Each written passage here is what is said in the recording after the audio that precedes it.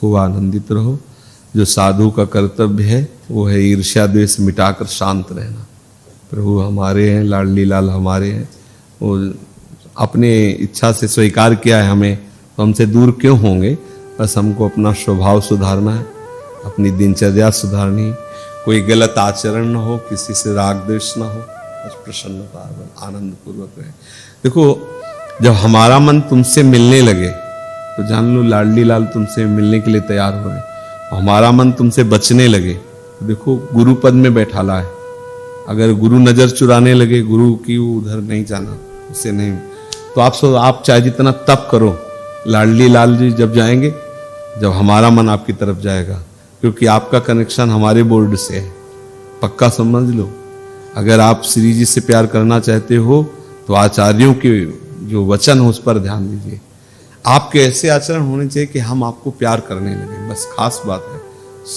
श्री जी तो अपने आप रिझी हुई हैं ही, और अगर श्री जी के जन नहीं रिझे तो सो कृपाति सुलभ नहीं, ताको कौन उपाय चरण सर हरिवंश की सहजे बने जा पर श्री हरिवंश कृपाला, ताकि बाह गहे दो लाला।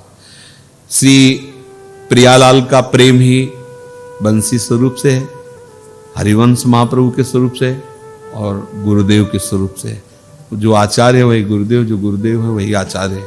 हित ही गुरुदेव है, हित ही आचार्य है, और हित की ही सारी लीला। नागरीदास जी ने अष्टक में लिखा है कि प्रियाजू के श्री जी के गुरुदेव हरिवंश महाप्रभु, हरिवंश महाप्रभु के गुरुदेव श्री जी।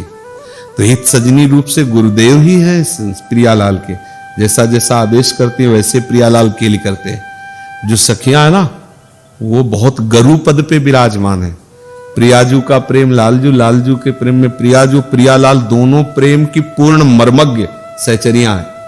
जो हित सजनी इशारा करते हैं वैसे ही प्रियालाल, जहां प्रियालाल बेशुद्ध होते हैं वहां सावधान होकर चतुरता पूर्वक सहचरी रसकेली में प्रियालाल को सावधान करते हैं। तो वो इष्ट, गुरु, आचार्य ये कहने को कई नामों में है।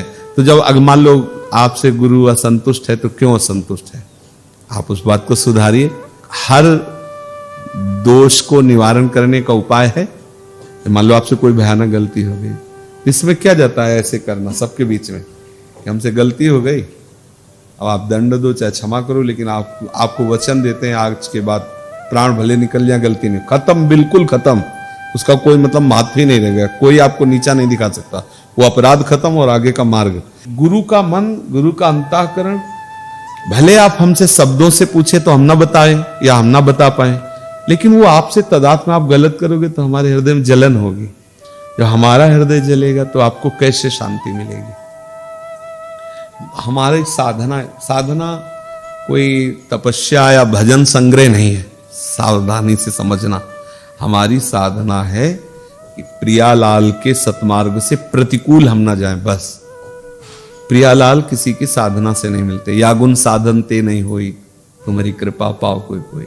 वह हम एक लाइन में बने रहे, एक जो हमारे आचार्य, जो गुरुजन एशाम पंथा जिसको कहा कि ये मार्ग है, वह उस पर खड़े रहे चुपचाप। वो हमको धक्का लगता रहेगा आचार्य रसिकों का, और हम वहां तक पहुंचते रहेंगे। अगर हमसे कोई गलती होती है तो हम गुरु के रहें, गलत कराने वाले मन बुद्धि के नहीं। ये सूक्ष्म विषय है। जैसे साधक है ना, जैसे हमसे कोई दुराचार हो गया, मान लो जैसे अभी एक दिन से पूछा कि तुमसे गलती हुई, उसने कहा गलती हुई, तो हमें गुस्सा नहीं आई और प्यार आया, और अंदर से प्रार्थना प्रभु से कि उसकी बुद्धि को ऐसा बल मिले कि वो गलती ना करे। अगर वो कहता कि हमसे गलती नहीं हुई, हम कसम खाते हैं, तो अब हमारे अंदर जो सत्य वस्तु बैठी वो बार बार इसकी तरफ कड़वी दृष्टि से देखते कि यार ये मतलब क्यों नहीं कह रहा कि हमसे गलती हुई है, क्यों नहीं कह रहा ऐसा। उन्हें एक शब्द में कहा जी हमसे गलती हो गई, अब भाई गलती मत करना। उस समय तो ये भी नहीं कहा, उस समय तो मुस्कुरा दिया और कहा जाइए, और श्री जी से प्रार्थना कि उसको बुद्धि दो, उसको बल दो, कृपा करो, क्योंकि आप अगर बल दें तो कौन नहीं निकल सकता है।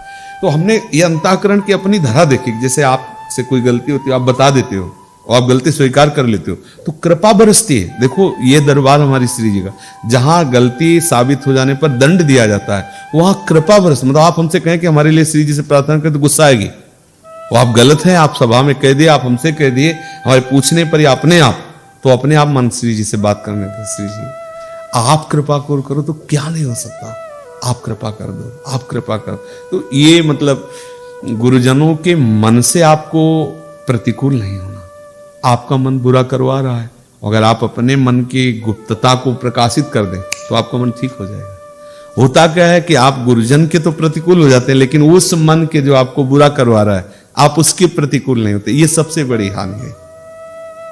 हिम्मत नहीं होती ना, आप में हिम्मत नहीं होती। ये अध्यात्म बल होना चाहिए कि यदि आपसे गलती हो रही है तो सभा में कह देना चाहिए। आप फिर उसका चमत्कार देखो, मतलब निर्लज्ज हो जाना चाहिए इस विषय में। मन के जो अंतःकरण के गुप्त पापाचरण है वो कह रहे कि भाई ऐसा ऐसा है और ये नीच मन जो है हम आपके हैं, लेकिन ये ऐसा ऐसा, तो धीरे धीरे मतलब इसका प्रभाव पड़ता है। फिर वो उसी समय देखना मन में आने लगेगा, अब नहीं करेंगे, मन में आने लगेगा यार उठो, सब लोगों की दृष्टि में आ गए कि हम तो, वो मतलब एक माहौल बनता है जिससे वो भगवत कृपा उसको फिर धीरे धीरे उठाती है।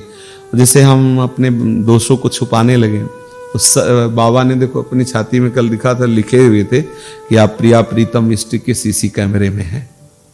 मान लो ये सौभाग्य जो हम आपको, जैसे हमें सौभाग्य मिला, हमारे गुरुदेव विराजमान है, उनको पद सुना रहे हैं, वो हमारी तरफ देख रहे हैं। वो भूल होती तो कह देते देखो इसमें ये ऐसा है, माँ यहाँ गलत है, ये ऐसा। तो मतलब चित्त से चित्त जुड़ा हुआ, श्रवण इंद्री से वाक्य इंद्री, और एक मतलब उनके हम टारगेट में हैं। ये हमारा सौभाग्य है कि मतलब गुरुजनों की दृष्टि में है। मान लो जैसे आप हट गए, कुछ जब हमारे समीप तुम नहीं कुछ कर पाए तो बाहर क्या कर लोगे। तो हमें भागना नहीं है, हमें डट के अपने स्वभाव को सुधारना है। हमें अपने मन की गुप्तता को बाहर कर देनी है और गुरुदेव के द्वारा दिए हुए निर्देश आदेश, उसमें हमें बड़ा आनंद का, कोई परेशानी देखो इसमें कोई परेशानी नहीं। हमारी श्री जी का स्वभाव अवगुण करे समुद्र सम गणत ना अपनो जान। जब आप दुराव करते हैं ना तो अपनेपन में कपट हो जाता है। जैसे भगवान शिव सदैव अर्धांग में अंबा को विराजमान किए रहते हैं, लेकिन जब उन्होंने कपट किया, मान लो भगवान कह रहे कि सच्चिदानंद है तो मान लेना चाहिए, नहीं मानी, परीक्षा के लिए गए तो ईमानदारी से आकर बता देना चाहिए, जानती है सर्वज्ञ शिव है तो बता देना चाहिए कि हम गए और भूल से सीता का रूप धारण किया। ऐसा तो भगवान शिव हो सकता था कि मतलब कोई रास्ता निकाल लेते, लेकिन जब उन्होंने कहा कछु न परीक्षा लीन गोसाई और कीन प्रणाम तुम्हारे नाई, तो ये कपट शब्द होते हुए जिन्होंने अर्धांग में श्री अम्बा को धारण किया, अर्धनारीश्वर रूप में दिखा दिया कि मैं ही अम्बा हूं, मैं शिव हूं, उन्होंने शिव संकल्प कीन मन माही, अब ये ही तन भेंट सती है, उसी समय त्याग दिया सती है। और ये बात सती जी भी नहीं जान पाए कि भगवान शिव ने त्याग दिया। फिर परिणाम क्या हुआ, जिस तन से सीता का रूप धारण किया उस तन को यज्ञ में जाकर भस्म करना पड़ा। फिर नवीन तन धारण किया पार्वती जी के रूप में और फिर शिव आराधना करके मिली। ये सब कुछ ना होता अगर ज्यों का त्यों बात मान लेती, या इसके आगे भी जो गलती हुई वो अम्बा है, जगत गुरु है अम्बा, वही तो सब गुरुओं की बुद्धि है, सरस्वती रूप से वही, वो ये दिखा रहे करके। अगर पहली बात मान लेती संशय होने पर भी कि भगवान सच्चिदानंद है तो आगे कोई गलती ना होती, पर दिखाया गलती पे गलती होती गई और सर्वज्ञ शिव से भी कपट कर दिया। तो गुरु से कपट, कपट का त्याग किए बिना कोई ना तो भक्ति कर सकता है और ना कोई परम पद में आरूढ़। तो कपट यही है जिससे हम आपसे कह रहे हैं कि ऐसा ऐसा, तो आपको स्वीकार करना, जी मेरे से गलती होगी। तो स्वीकृति से बहुत लाभ, अस्वीकृति से कपट बढ़ता चला जाएगा। जैसे दूध और पानी एक दाम में बिकता है, लेकिन खटाई पड़ते ही इस दोनों का महत्व खत्म हो जाता है। दूध दूध नहीं रहता, पानी पानी नहीं रहता। पानी का स्वाद पानी जैसा रहता है क्या, उसमें जो फट जाता है, ना दूध दूध जैसा रहता। कपट पड़ते ही नीरस हो जाता है, सब विषय नीरस हो जाता है।